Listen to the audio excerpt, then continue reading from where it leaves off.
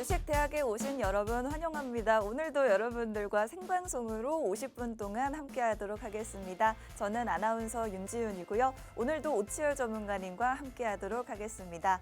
오늘 시장 9개월 만에 코스피 지수가 2,700선을 탈환하는 모습을 보여줬습니다. 지금 계속해서 우리 시장 긍정적 흐름 보여주고 있고 코스피 시장의 외국인과 기관의 동반 순매수세도 긍정적인데요. 최근 들어서 환율도 계속해서 떨어져 주고 있고 또 오늘 한국은행에서 기준금리 인하를 하기도 했는데 이창용 한국은행 총재가 기자회견 자리에서 상당히 다양한 발언들을 했습니다. 잠시 후 저희 방송을 통해서 어떤 발언들을 했는지 살펴보도록 하시죠.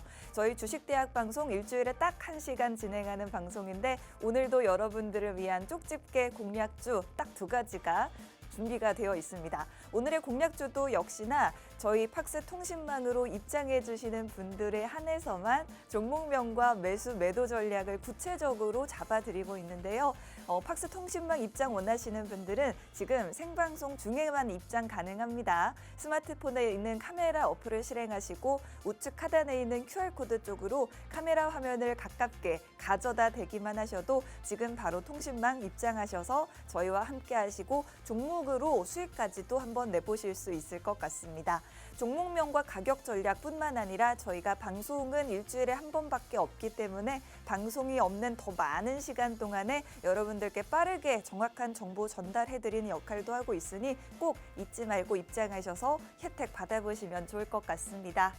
자, 오늘 저희가 여러분들께 2가지 종목을 공략해드릴 텐데 먼저 지난 공략주들은 어떤 종목들이었는지부터 살펴보고 가도록 하시죠.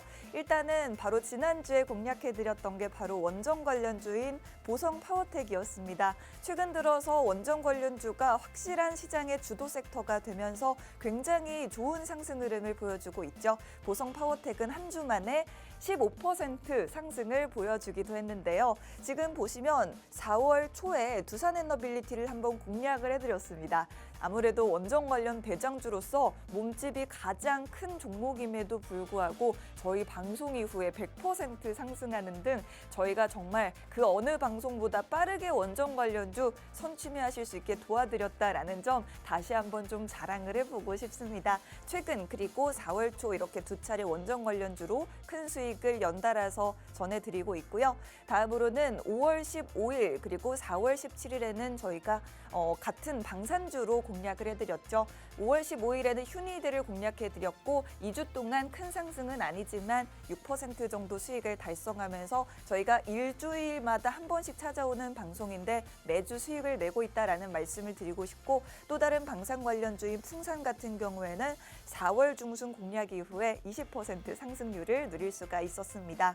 다음으로는 AI 관련주 이스트소프트를 5월 8일에 공략해드렸는데 16% 가까운 상승이 나와줬고요. 마지막으로 2차 전지주인 LNF 같은 경우에는 4월 24일 방송 이후에 7% 정도 수익을 봤었습니다만 그 이후에 좀 다시 2차 전지주가 약세로 전환이 됐었습니다. 그래도 이번 주 들어서 2차 전지주들이 흐름이 강하게 반등세로 돌아서는 모습이 나왔으니만큼 잠시 후에 LNF를 또 필두로 한 2차 전지주들 전문가님께 긍정적으로 여전히 보시는지도 한번 여쭤보도록 하겠습니다. 그럼 저희가 더 구체적으로 차트를 한번 보여드리도록 할 텐데요. 일단 보성파워텍 같은 경우에는 보시는 것처럼 저희가 동그라미 친 이날과 이날 2차례에 걸쳐서 일주일에 걸쳐서 2번 공략을 해드렸습니다. 지금 2번 공략을 해드리면서 여러분들께서 첫 주에 매수를 하지 못하셨던 분들은 매수하실 수 있게 기회를 한 번 더 드렸고 2번째 방송 이후 바로 급등이 나와주면서 한 주도 되지 않아서 15% 수익을 달성할 수가 있었습니다. 지금도 여전히 원전 관련주의 모멘텀은 살아있고 비록 체코 원전 최종 계약과 관련해서는 조금 미뤄질 수도 있는 가능성이 있긴 하지만 그 외에도 지금 미국에서도 뉴욕 증시의 주도 섹터 중 하나가 원전 관련주가 되고 있고 지금 계속해서 유럽 쪽에서도 탈원전을 폐지하고 있는 정책들 내놓고 있기 때문에 계속해서 눈여겨보셔도 좋겠다라고 말씀을 드려보고 싶습니다. 다음으로는 AI 관련주인 이스트소프트는 보시는 것처럼 이렇게 계속해서 주가가 좀 하락세를 보이고 있었는데 살짝 반등한 듯 할 때 저희가 정확하게 방송을 통해서 소개를 해드렸고 방송한 다음 날 급등이 나와주면서 하루 만에 수익이 15% 넘게 날 수가 있었던 종목이었습니다.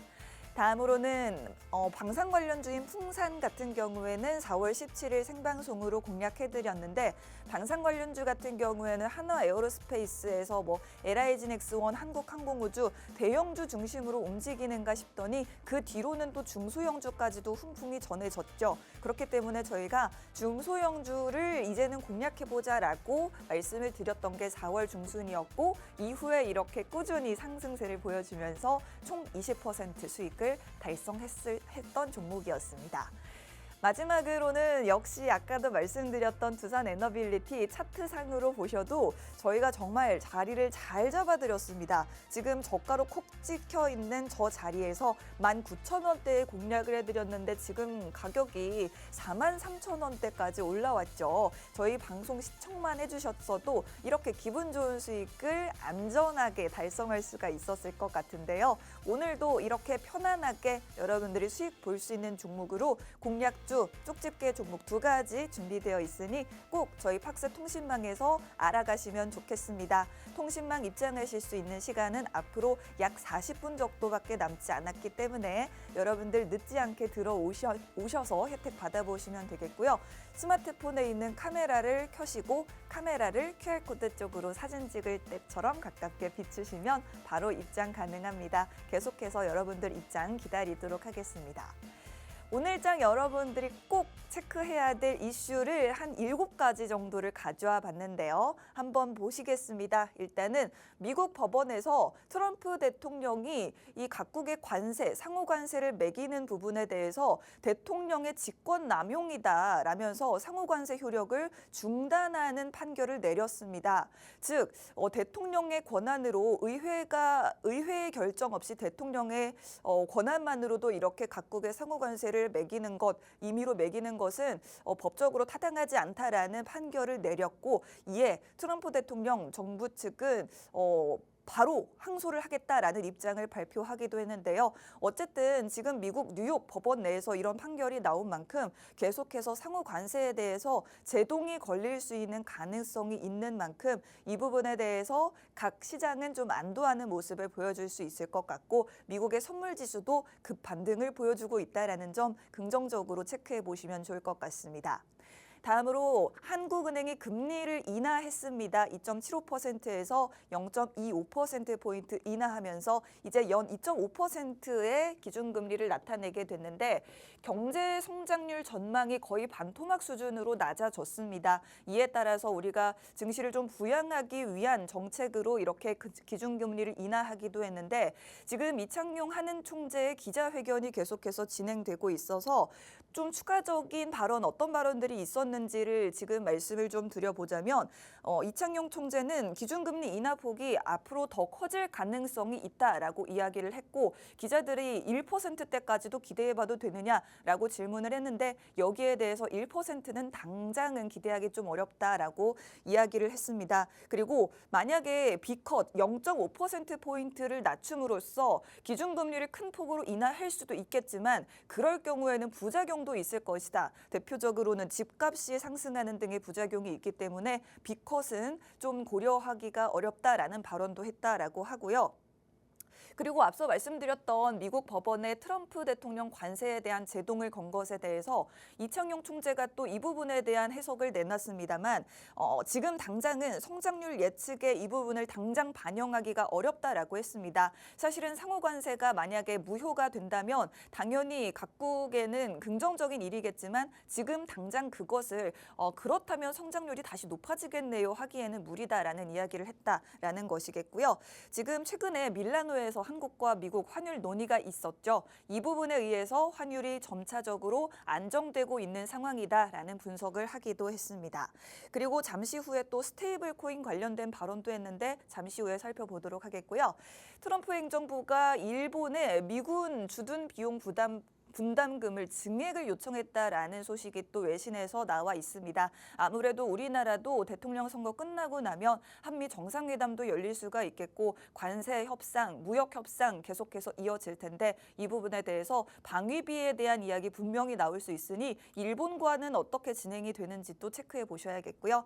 마지막으로는 미국과 중국의 관세 전쟁이 좀 휴전에 들어가면서 지금 수출을 좀 빨리빨리 해야 된다. 지금 이 시기에 빨리 수출을 해야 된다라는 이유 때문에 해상 운임이 굉장히 수요가 급증하고 있고 이들이 해운주들의 주가에 긍정적으로 반영될 수 있다는 부분도 한번 체크해 보시면 좋겠습니다. 자, 3가지 이슈가 더 있습니다. 지금 양당 대선 후보가 주주환원 정책을 강화하고 상법을 개정하겠다라고 공약을 하면서 지금 수혜를 보고 있는 게 바로 지주사들입니다. 지주사들이 굉장한 급등세를 보여주고 있고 정말 많은 지주사 종목들이 52주 신고가를 무더기로 달성을 하고 있는데 과연 이런 지주사들 투자는 어떻게 바라보면 좋을지에 대해서도 저희 방송 보시면서 도움 얻어보도록 하시죠. 그리고 다음으로 젠슨항 CEO 이번에 엔비디아 호실적을 발표했죠. 중국향 H20 반도체 제품이 수출이 제재를 당했는데도 불구하고 우려에 비해서 실적이 상당히 좋았다라는 부분에 시간외에서 4% 주가 급등세 보였는데 이 부분 어떤 영향이 있는지 우리 시장에는 일단 전력 관련주라든지 원전 관련주로의 훈풍으로도 이어질 수 있다는 점도 주목해 보시면 좋겠습니다. 또 다음으로는 LG전자의 데이터 센터 액체 냉각 솔루션 시험 운영을 한다라는 소식, 삼성전자도 그렇고 LG전자도 공통적으로 액침 냉각 시장에서 계속해서 투자를 확대하고 있다라는 점 조용히 뉴스들이 들어오고 있으니 혹시 관심 있으신 분들은 반도체 섹터 순환매가 돌 수 있는 액침 냉각 관련주들도 한번 체크해 보시면 좋겠습니다. 유망 섹터 딱 3가지만 말씀드리도록 하겠습니다. 일단은 킹달러 시대가 이제 끝인가 우리 환율이 크게 진정이 되는 모습을 보여줬습니다. 이에 따라서 이 수혜를 볼 수 있는 대표적인 업종 바로 항공 관련주가 될 것 같고요. 식품 관련주 그리고 유틸리티 관련주가 될 것 같습니다. 특히나 유틸리티 관련주로는 한국전력이라든지 한국가스공사 이런 에너지 관련주들이 포함이 될 수가 있는데 한번 주목해 보시면 좋겠고 특히나 최근에 한국전력에 관련해서는 이번에 베트남과 사우디 등 중동, 튀르키예 등과 신규 원전을 논의까지도 하고 있다라고 하고 원전만이 아닙니다. 신재생에너지, 화력, 태양광, 풍력, 그리고 송전이라든지 ESS까지 계속해서 팀코리아 중동 전력 시장을 협력을 강화해 나가겠다라는 입장이 있으니 이 부분 체크해 보시면서 전력 관련주, 다양한 전력, 기존의 화석연료 관련된 부분들도 있겠지만 신재생이나 원자력 혹은 전력기기 관련주까지도 쭉 이런 이슈들이 긍정적으로 반영될 수 있게 한번 체크해 보시면 좋겠습니다. 마지막 암호화폐 관련해서 이야기가 좀 많이 나왔습니다. 암호화폐도 여러 가지 또 분류가 있을 것 같은데 일단은 가상화폐 관련해서 미국의 벤스 부통령이 이미 가상자산은 미국 경제의 주류가 됐다라고 이야기를 했고요. 트럼프 정부가 기존에는 퇴직자금으로 비트코인에 투자하는 데 규제가 있었는데 이 규제를 풀겠다라는 입장을 발표하기도 했습니다. 그리고 미국의 최근에 굉장히 관심이 많은 분야가 바로 스테이블 코인이죠. 스테이블 코인 관련해서 미국에서 강력하게 정책을 추진하고 있기 때문에 한국에서도 우리도 스테이블 코인 관련된 규제를 좀 만들어야 되지 않느냐라는 목소리가 커지고 있습니다. 실제로 지금 한국은행 이창용 총재가 기자들과의 간담회를 통해서 원화 스테이블 코인 감독 가능한 은행권부터 시작해야 된다라고 이야기를 했다라고 하고요.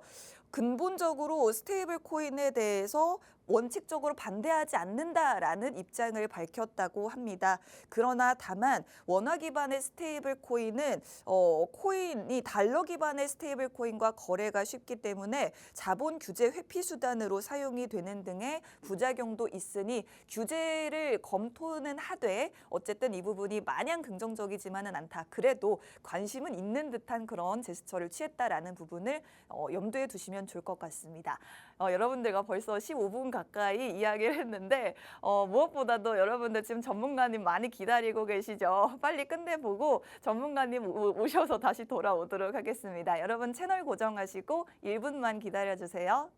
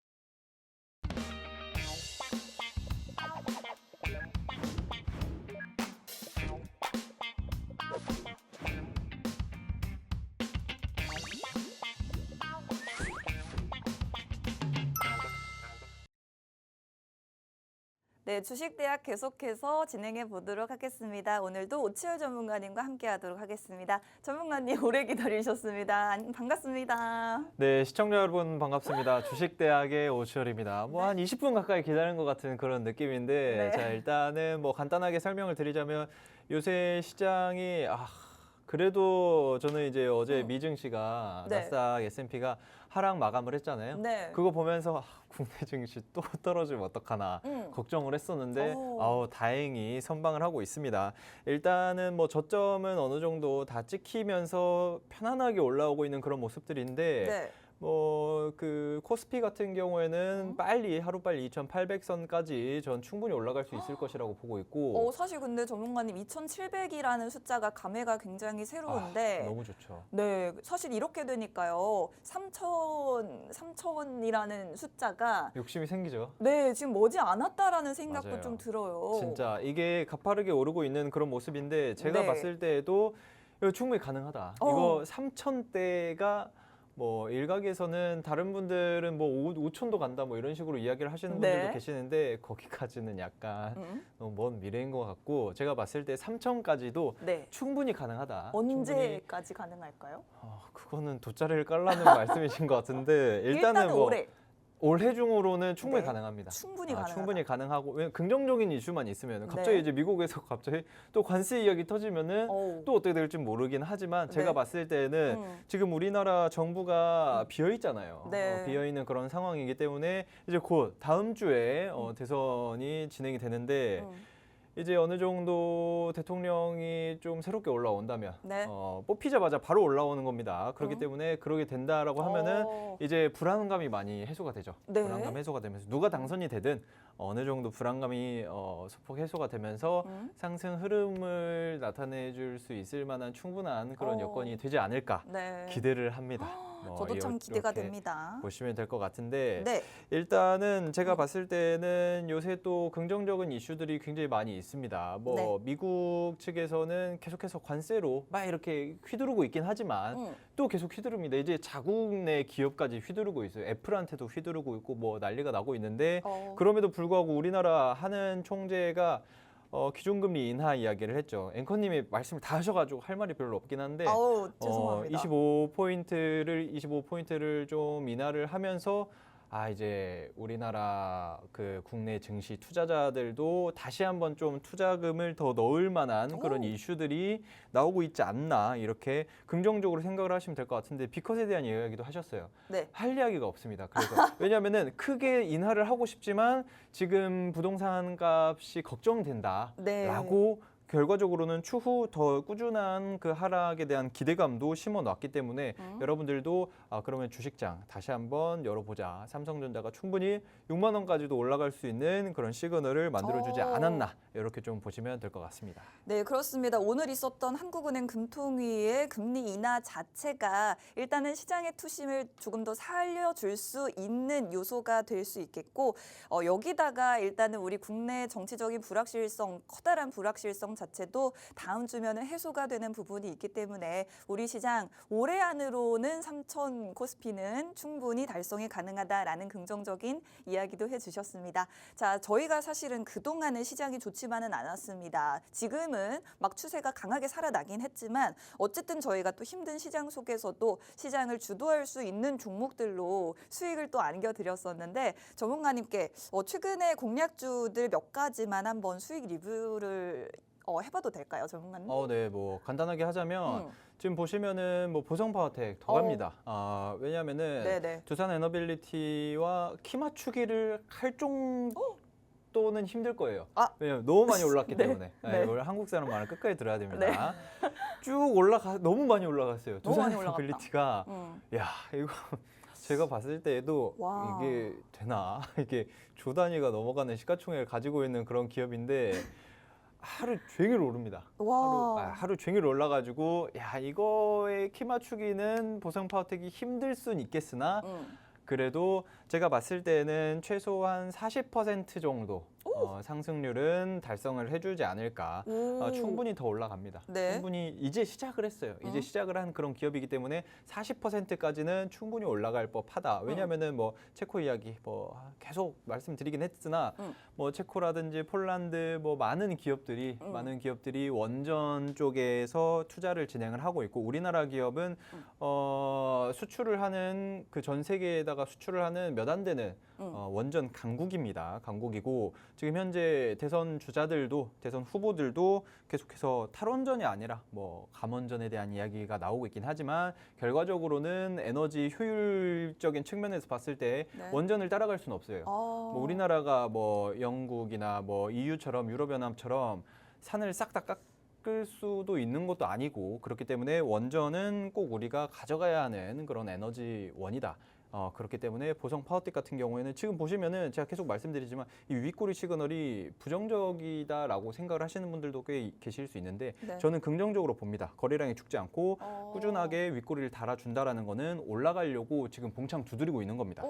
계속 두드리고 있는 그런 아주 긍정적인 시그널로 보셔도 좋다. 그래서 보성 파워텍 언제 팔면 되냐? 궁금하신 분들은 자 여기 QR코드 갖다 대셔가지고 저한테 오시면은 제가 언제 매도를 하면 좋을지 이런 것들 다 안내를 해드리도록 하겠습니다. 네, 저희가 바로 일주일 전에 이 자리에서 공략해드렸던 게 원전 관련주였던 보성파워텍이고 일단은 한 주 동안 수익이 15% 달성이 됐는데 이 종목 같은 경우에 앞으로 더 갈 수 있다라고 말씀을 해주셨어요. 그런데 저희가 4월 달에 공략해드렸던 두산 에너빌리티가 저희 공략한 이후에만 100%가 올라왔거든요. 두산 에너빌리티 정도까지의 100%까지의 수익은 좀 무리이긴 합니다만 그래도 보성파워텍 같은 경우 40%까지도 수익률 기대할 수 있다라고 말씀해 주셨습니다. 지금 현재 한 주 동안 15% 수익인데 앞으로 계속해서 상승 여력이 있고 일단은 근본적으로 우리 한반도에서는 에너지 효율의 측면에서 원자력을 이길 수 있는 전력 공급원은 없다라는 부분은 여러분들 잘 아실 것 같습니다. 그리고 차트상으로 기술적으로 봤을 때도 윗꼬리가 좀 자주 달렸는데 오히려 지금 올라가려는 시도를 하고 있다라고 보시면 좋을 것 같고요. 이 종목 같은 경우에 그래서 지금 공략이 가능한 건 알겠는데 언제까지 갖고 있으면 되겠느냐. 정확한 매도 전략은 저희가 또 팍스 통신망으로 입장해 주시는 분들에 한해서만 공유해 드리도록 하겠습니다. 방송 시간 이제 25분 정도 남았는데 그 안에 입장해 주셔야지 저희와 함께 하실 수가 있겠고 함께 수익 보는 종목도 챙겨 가실 수 있겠습니다. 스마트폰에 카메라 켜시고요. 카메라 화면을 QR코드 쪽으로 비추시면 바로 입장하셔서 오늘의 공략주도 받아가실 수가 있겠습니다. 아까 말씀하신 것에 의하면 수익을 40% 정도로 예상을 하고 계시기 때문에 목표가가 대충 나오긴 합니다. 합니다만 그래도 더 자세히 알고 싶으신 분들은 들어오셔서 저희가 실시간으로 또 변화하는 전략들을 여러분들께 안내해드릴 수가 있을 것 같습니다. 자, 그러면 이제 수익에 대한 이야기도 해봤고 이제 오늘의 쪽집게 종목도 한번 바로 알아볼까요, 전문가님?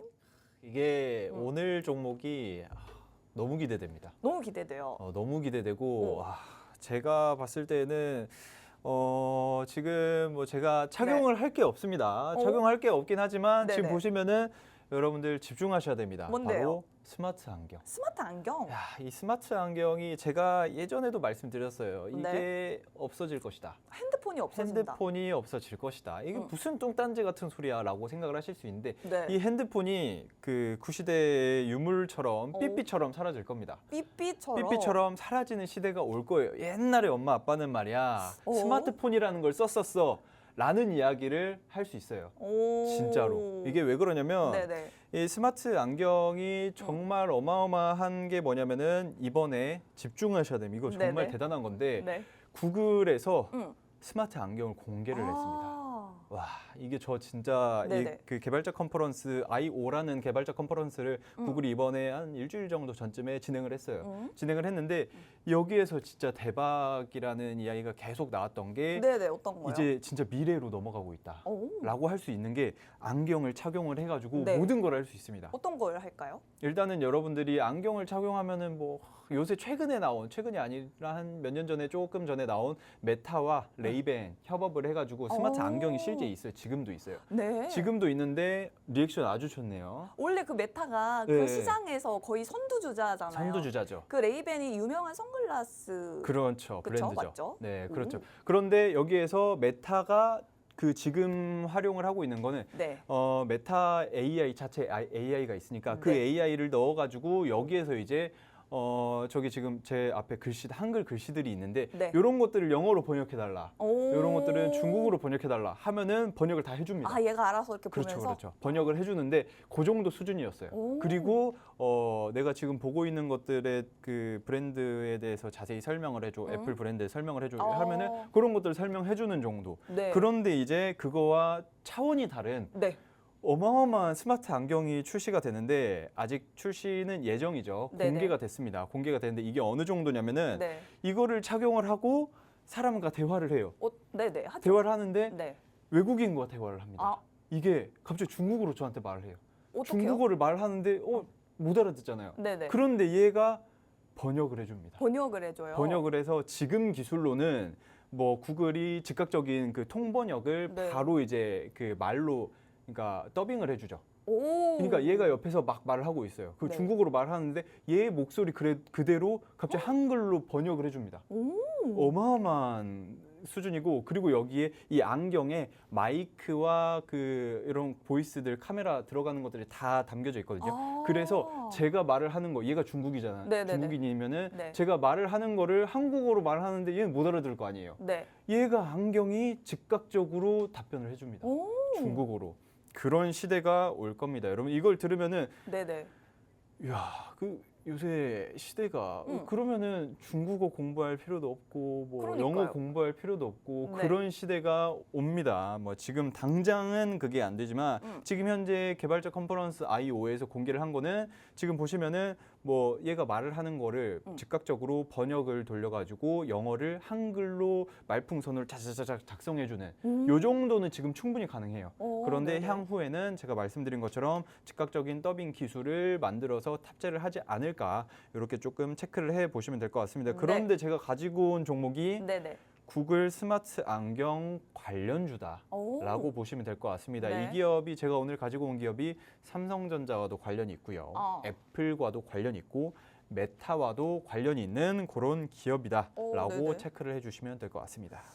지금 안 그래도 최근 들어서 구글에서 스마트 글라스, 스마트 안경을 공개했다. 아직 출시는 아니지만 이 부분이 주목을 받았었고 우리나라에서 또 삼성전자와 콜라보레이션을 한다라고 이야기가 들려왔어서 한번 주목을 받았었는데 사실 이야기만 들었지 이 스마트 안경이 구체적으로 어떤 기능을 가지고 있는지는 잘 몰랐습니다. 있습니다만 이렇게 전문가님께 이야기를 듣고 보니 정말 스마트폰을 대체할 만한 그런 매력이 있는 것 같습니다. 그런데 사실 전문가님 그냥 별건 아닌데 약간 아쉬운 부분은요. 그러면은 모든 사람들이 안경을 앞으로 쓰고 다녀야겠네요. 아, 여기에서 네.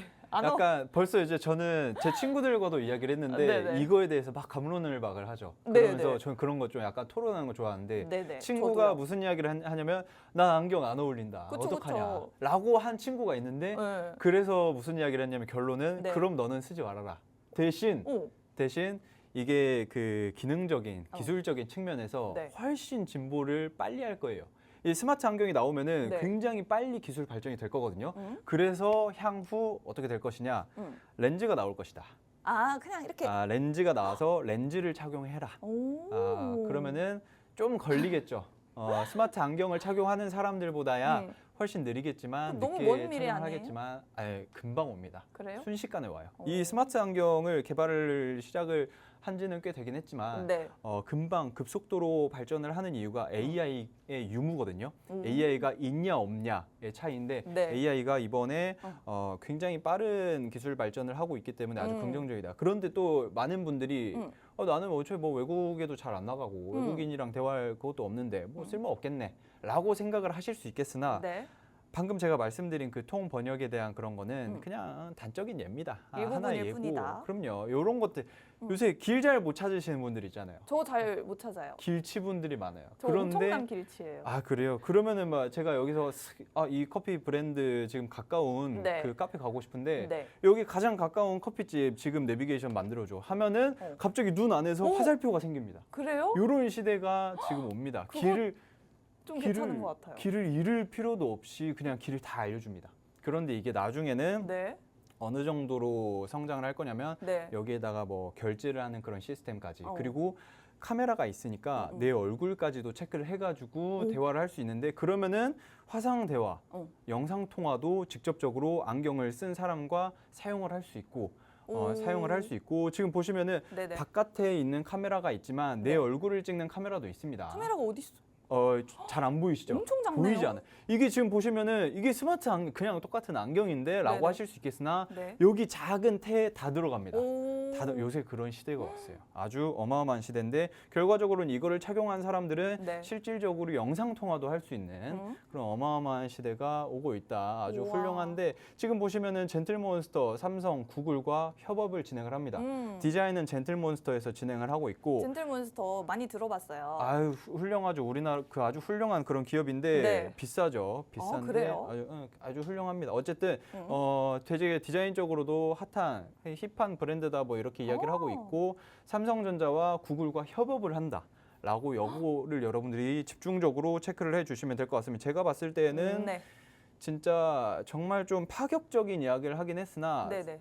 스마트폰 없어집니다. 없어진다. 없어질 것 같고 왜냐하면은 안경을 끼면은 두 손이 자유롭잖아요. 네. 그리고 여기에서 제가 말한 걸로 이거 뭐 노란 톡에다가 뭐 누구한테 보내줘 하면은 이르르르 딱 작성을 해가지고 다 보내지고 이렇게 대화가 서로 충분히 가능하기 때문에 핸드폰의 시대는 점점 멀리 넘어가지 않을까 아주 이렇게 생각을 하시면 될 것 같은데 여기 보시면 카메라 달려 있고 안에 나를 찍는 카메라도 있고 여러 가지 카메라가 또 달려 있거든요. 네. 그런 것들을 만드는 카메라 모듈을 만들기 위한 FPCB를 만드는 기업이 바로 제가 오늘 가지고 온 일부 종목의 기업이다라고 생각을 해주시면 될 것 같습니다. 굉장히 다양한 좀 상상이 드는데 저는 사실은 아직까지는 약간 의문이 조금 생깁니다, 전문가님. 일단은 좀 좋은 부분도 있는 것 같아요. 그 젠틀몬스터라는 그 회사와 협업을 한다고 하면은 생각보다 디자인도 굉장히 다양할 것 같아요. 예쁠 것 같고, 그렇죠. 그런 부분은 굉장히 좋은데 아쉬운 게 혹시라도 이게 딱 쓰면은요, 이게 렌즈가 이쪽에 있으니까 막 어지럽거나 그러지 않을까. 그렇죠. 그런데 핸드폰도 어지럽습니다. 핸드폰도 어지럽다. 핸드폰도 어지러워. 이거 보시면은 그 3D 멀미라고 하죠. 저도 맞아요. 그 게임도 저도 1인칭 게임 못하는 분들 있잖아요. 배그마 이런 거 있잖아요. 네. 이런 것도 저도 30분만 하면 머리 어지럽거든요. 정말 머리 이거 못 어지러운데. 쓰겠네요. 안경. 그런데 그런 들어보셔야 됩니다. 네. 그런데 이것도 옛날로 치면은 네. 자동차 멀미, 뭐 기차, 배멀미 이런 거 똑같은 겁니다. 적응을 하는 거죠. 적응을 인간은 한다. 적응의 동물이고 저도 이제 3D 멀미가 있어가지고 네. 게임을 잘 못합니다. 잘 못하는데 최근에 해보니까 네. 적응이 되더라고요. 그래요? 원래 적응이 됩니다. 저도 그리고 옛날에 그 배 생활을 했었는데 저는 배 생활이요? 그 군대를 배 탔었는데 어머, 처음에는 배를 타면은 죽을 것 같아요. 죽을 것 같은데 나중에는 네. 뭐 그냥 다 똑같습니다. 다 적응을 해버리고 나중에 땅멀미라고 하죠. 땅멀미? 땅에 밟으면은 그때 어지러워지네. 어. 그런 게 있는데 어쨌든 결과적으로는 다 적응을 하는 그런 인간은 적응의 동물이다라고 생각을 하시면 될 것 같은데 제가 딴 이야기로 갔는데 네. 다시 또 들어오면은 네. 핸드폰 다음에 제가 스마트 안경이다라고 이야기를 하죠. 지금 보시면은 그 글로벌 스마트 안경 시장 규모가 이렇게 추이가 나오는데 보수적으로 잡아서 한 30% 정도 이렇게 생각을 하시면 될 것 같고 연평균 성장률이 30%씩 매년 성장을 한다. 보수적으로 그런데 일반적으로 많은 그 애널 쪽이나 이쪽에서 예상을 하고 있는 게 뭐냐면은 네. 약 한 40% 정도 성장을 할 것이다. 1년에 1.5배씩 껑충껑충 뛰는 건데 네. 이게 말이 안 되는 수준입니다. 그러니까요. 연평균 성장률이 20%만 돼도 어마어마한 건데 네. 40%라고 예상을 한다라고 하는 거는 정말 대단한. 지금 보시면은 옆에 분이 외국인이 안경을 쓰고 있는데 이게 스마트 안경입니다. 똑같아요. 아주 똑같은 그 안경인데 그냥 안경 같아요. 그렇죠. 네. 요새 VR 기기 뭐 이렇게 큰 거 이렇게 쓸 필요가 없습니다. 그냥 안경 하나 딱 착용을 하면은 네. 웬만한 것들을 모두 다 할 수 있다. 지금 보시면은 오른쪽에 네네. 구글과 메타 지금 이렇게 있는데 구글이랑은 삼성전자와 진행을 할 예정이고 그리고 메타에서는 레이벤과 진행을 하고 있죠. 그런데 여기에서 중요한 게 한 기업이 빠졌습니다. 어디요? 애플이 빠졌죠.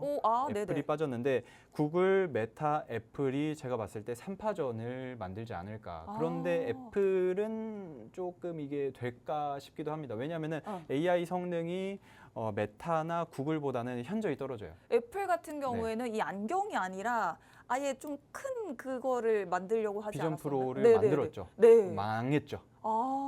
그럼 네. 안경으로 좀 우회를 한다? 이게 제가 봤을 때 비전 프로를 아예 놓지는 않을 건데 네네네. 스마트 안경과 같이 함께 가지 않을까. 2026년 말쯤에 출시를 할 예정이다라고 이야기를 했었고 애플도 그렇게 그래요? 이야기를 했고 네. 구글은 2026년 중으로 출시를 하겠다라고 했고 메타는 이미 출시를 했어요. 출시를 한 상태인데 네네. 여기서 집중해야 될 게 뭐냐면은 네. 여러분 이게 가장 중요합니다. 네. 지금 보시면은 전 세계 글로벌적으로 구글과 메타, 애플이 출시를 한다라고 이야기를 했죠. 네. 그런데 이 세 개 기업, 이 세 기업 모두에게 FPCB를 납품을 하는 기업이 우리나라에 한 군데 있습니다. 한 군데요? 한 군데 있습니다. 그게 바로 제가 오늘 가지고 온 기업이에요. 이게 가장 중요합니다.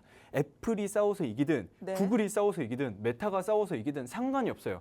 이 기업은 무조건 수혜만 받는 아주 대단한 그런 기업이다라고 생각을 하시면 될 것 같습니다. 삼성전자에다가도 납품을 하고요. 그리고 중국에서는 이미 그 스마트 안경을 지금 만들어가지고 판매를 또 하고 있는데 네. 이 기업이 또 중국과 어느 정도 밀접한 관계가 있는 게 뭐냐면은 FPCB를 만들어서 써니옵티컬이라는 중국 기업에 넘깁니다. 네. 이 중국 써니옵티컬이라는 기업이 애플에다가도 넘기고 중국 쪽에다가도 많이 넘겨요. 그렇기 때문에 이 기업은 중화권까지도 잡고 있는 아주 훌륭한 기업이다. 요 정도 생각을 하시면 될 것 같은데 차트를 네. 바로 보자면 어머. 왜 이렇게 안 올랐을까? 그러게요. 이게 참 그 신기한데 제가 아주 좋아하는 그런 기업이기도 한데 주가가 저점을 찍은 그런 상태입니다. 제가 봤을 때 한 3,500원 아래로는 아마 안 내려가지 않을까라고 보고 있는데 현재 가격이 한 4,500원, 4,600원, 700원 이렇게 왔다 갔다 하고 있는 상태거든요. 근데 제가 봤을 때 솔직히 말씀드리면 이 기업은 네. 10,000원 아래에서는 항상 담아도 될 만한 그런 기업이다. 이 기업은 크게 올라갈 겁니다. 그래요? 제가 두산에너빌리티 이야기를 좀 섞자면 그 녀석보다 더 갈 종목이지 않을까. 저는 진짜 그렇게 생각을 하고 있는 기업이기 때문에 네. 손절가 같은 경우는 3,500원 정도 여러분들이 잡으시면 되고 네. 목표 주가는 꾸준하게 올려야 됩니다. 꾸준하게 올리면서 항상 보유를 하기에도 굉장히 괜찮은 그런 기업이다. 언제 매수를 하면 되냐, 언제 매도를 하면 되냐. 궁금하신 분들은 여기 QR코드 대고 카메라 갖다 대셔가지고 저한테 오셔서 물어보시면 제가 하나하나 안내를 해드리도록 하겠습니다. 우와, 좋습니다. 오늘의 이 종목 같은 경우에는 스마트 안경 관련주인데 지금 이 시장을 80%가량을 독점하고 있는 기업이 바로 글로벌 빅테크 기업인 메타가 되겠습니다. 그리고 그 뒤를 따라가려고 하는 게 바로 이번에 구글과 삼성이 협력을 한다라고 했고요. 그 뒤를 이어서 또 애플도 우리 이제 그 과거에 만들었던 비전 프로에 더해서 우리 글라스도 만들겠다라고 하면서 이 2026년 내년에는 출시를 좀 예상을 하고 있습니다. 그렇기 때문에 이 기업들을 한번 봐야 되는데 공통적으로 우리나라 기업 중에 유일하게 삼성과 구글과 애플, 메타 세 기업과 모두 협력하고 있는 기업이 유일하게 딱 한 군데가 있다고 합니다. 이 세 군데 기업에 모두 FPCB를 납품하고 있는 국내 유일의 기업을 오늘 이 스마트 글라스 관련주로 가져와 봤고 지금 차트상으로 보셔도 굉장히 주가가 지지부진한 흐름인데 지금 현재가가 4,500원에서 4,700원 사이를 왔다 갔다 하고 있고 지금 구간에서 매수가 가능하고 손절은 3,500원 선에서 하시면 되겠고 목표가가 중요합니다. 여러분 이 종목은 10,000원 아래에서는 언제든지 담을 수 있는 종목이고 크게 올라갈 종목 한 번 수익을 봤어도 또 수익을 여러 번 목표가를 수정하면서 여러 번 수익을 드실 수 있는 종목이다라고 하시면서 지금 저희가 두산에너빌리티 공략한 이후 100% 수익 달성했는데 그보다 더 갈 수 있는 종목이다라고 말씀을 해주셨습니다. 지금 아무래도 워낙 첨단 기술이다 보니까 여러분들이 좀 이렇게 피부에 와닿지 않을 수도 있겠지만 주식은 역시나 기대감이 올라줄 수가 있겠고 앞으로 차세대 우리 산업을 선도할 수 있는 분야가 될 것인 만큼 이런 기업들 여러분들이 선취하셔 보면 어떨까 중장기적으로도 굉장히 유망하다 말씀해 주셨습니다. 자, 저희가 종목 한 가지 더 있죠, 전문가님. 그렇죠. 이게 2부 강의 섹터는 네. 요새 진짜 뜨거운 감자로 계속해서 대두되고 있는 종목인데 섹터인데 바로 CBDC입니다. 중앙은행에서 발행하는 디지털 화폐인데 네. 여러분들도 들어보셨겠지만 네. 중앙은행에서 발행을 하는 디지털 화폐, 디지털 자산 이제는 우리나라도 따라가야 됩니다. 미국에서는 USDC, USDT 뭐 두 가지가 있고 충분히 뭐 다른 나라에서도 이거를 발행을 해야 하겠지만 네. 미국의 눈치도 보기도 하고 달러가 기축 통화인데 그거를 통해서 만든 스테이블 코인이기 때문에 이제는 거기에 대부분 의존을 하죠. 그래서 달러가 움직이면서 그쪽의 디지털 자산에 대한 움직임도 계속 나오고 있는 상황인데 네. 그런데 이번에 이창용 총재께서 6대 은행장 플러스 부산은행까지 함께 이거를 진행을 합니다. IIF 회동을 진행을 하면서 아고라 프로젝트라고 네. 뭐 계속해서 이야기를 하는데 네. 올 하반기에는 이거를 만들어내겠다. 뭘 만드냐면 이제 기업 간의 그 디지털 결제 시스템 그리고 개인 간의 결제 시스템 이 시스템을 만들어서 디지털 화폐 시장으로 우리도 들어가겠다라고 이야기를 했습니다. 그것만 봐도 여러분들은 CBDC 섹터가 다시금 한번 유망하게 움직일 수 있겠다. 예전에 코로나 때 이제 디지털로 다 이제 결제를 하면서 이제는 뭐 CBDC 쪽도 유심히 지켜봐야겠다라고 이야기를 했었으나 네. 그때는 이제 기준금리도 계속 막 올라가고 있는 그런 상황에서 이쪽 시장까지도 투자하기는 애매했는 그런 상황이었는데 이제 마침 기준금리도 떨어지면서 이제 투자를 할 수 있을 만한 그런 여건이 계속 생기고 있습니다. 그리고 네. 우리나라 역시나 그 달러화에 의존을 하기에는 리스크가 너무 커요. 리스크가 너무 커서 우리나라 자체적으로 원화 스테이블 코인을 만들어야겠다라고 이야기를 직접적으로 하고 있습니다. 그리고 이창용 총재가 심지어 한 20분, 30분 정도 전에 이야기를 한 건데 네네. 이 디지털 자산에 대한 그런 위험도가 있기 때문에 관련 법을 발의를 해야 하는 거 아니냐라는 이야기를 했습니다.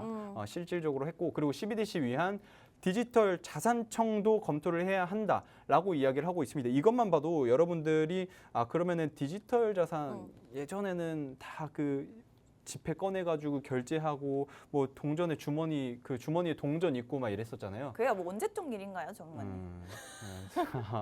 이 방송 보시는 분들은 다 뭐 어제같이 이렇게 딱 느끼실 텐데. 그래요. 이건 카드 쓰죠. 주머니 꺼내가지고 이제 붕어빵 사 먹고 이런 시대가 지금도 그러신 분들이 있죠. 그래요? 지금도 그럼요. 있는데 어르신들 어쨌든, 요즘에 더 삼성페이 쓰시고 하세요.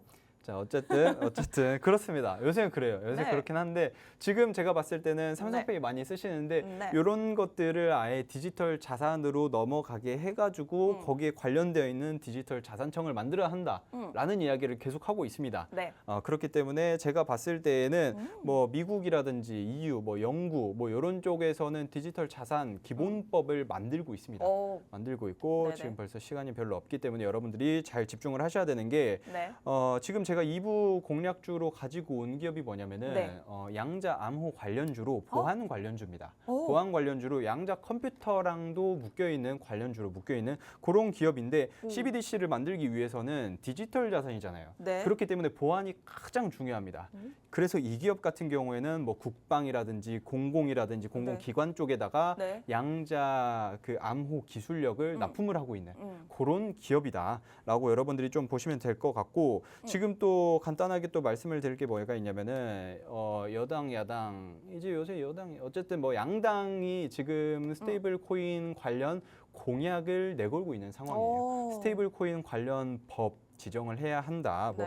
디지털 자산 기본법에 대한 그 제정을 해야 한다라는 이야기를 하면서 지금 사진을 보시면은 양쪽 모두 제가 가지고 왔습니다. 그러네요. 양쪽 모두 양측 모두 다 스테이블 코인에 대한 긍정적인 그 인식을 가지고 있다라는 점 여러분들이 참고를 해주시면 될 것 같고 네. 우리나라가 IT 강국으로 불린 지가 꽤 됐잖아요. 네. 꽤 됐는데 그런데 원화 스테이블 코인이 없다라는 거는 말이 안 되죠. 음. 그렇기 때문에 관련해서 큰 슈팅이 충분히 나올 수 있을 것이다. 여러분들이 생각을 해주시면 될 것 같고 차트를 보자면 급등이 한번 나왔었어요. 급등이 한번 나오고 상한가도 한번 나왔었던 그런 종목인데 그 이후로 꾸준하게 힘이 빠지는 것처럼 보이지만 네네. 어느 정도 횡보를 하고 그러네요. 있습니다. 횡보를 하고 있고 네. 이게 언제 쏠지 몰라요. 언제 쏠지 모르는 그런 상황이기 때문에 여기 자리만 잘 받쳐준다면 제가 봤을 때 한 9,500원, 9,000원 라인까지 그 하락을 뚫고 내려가지 않는다면